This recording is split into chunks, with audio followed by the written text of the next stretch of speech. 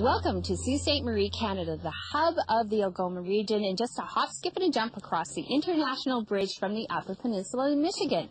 Now, my apologies to all you regulars from Michigan, but this is way too good of a secret to keep.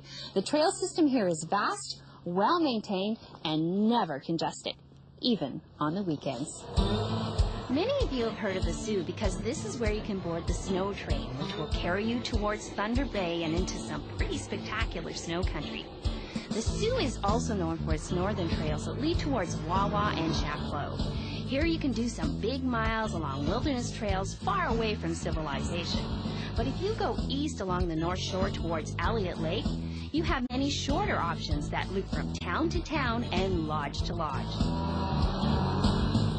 For our visitors from the U.S., it's approximately 6 hours from Detroit to the Algoma area via the I-75.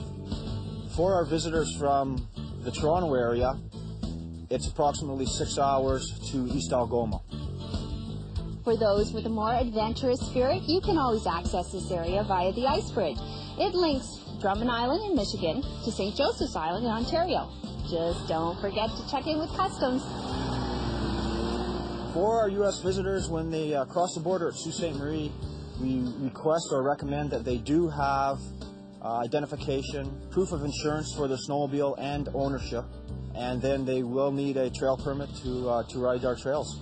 After checking in with customs, Sean and I head over to Elliott Lake.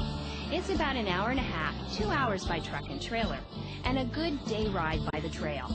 This is the Denison House. It's about a 20-minute ride from Elliott Lake. Built in 79-80 as an executive retreat, or let's be honest, it was a party house. Today you can rent the whole place all for your very own. Guaranteed to get you out of the doghouse.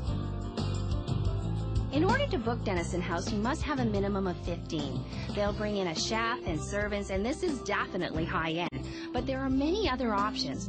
Whether you decide to stay right in Elliott Lake or out in the wilderness, there is something that will suit your taste, your budget, all accessible right to the trail.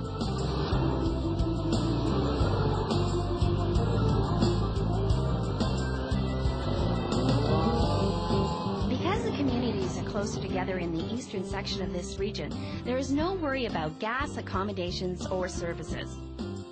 The snow season generally runs from December through April, but it can vary depending on where you want to ride. So the eastern part of the region is it's very scenic, plenty of hills. Trails wind through a lot of different types of areas, whether it be power line, pipeline, but a lot of bush riding. Sometimes weather conditions and snow conditions can vary drastically from one end of Algoma to the other.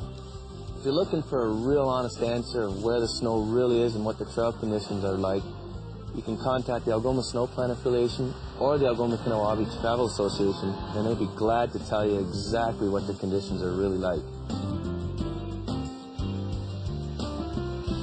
But with 22,000 square miles of property, snow is pretty well guaranteed somewhere in Algoma. What's really unique about the Algoma region is that it offers a lot of variety. Whether you're a hot dog seeking bragging rights or you're just looking for someplace really nice to bring the family. If you haven't ridden here yet, maybe it's time to try something new.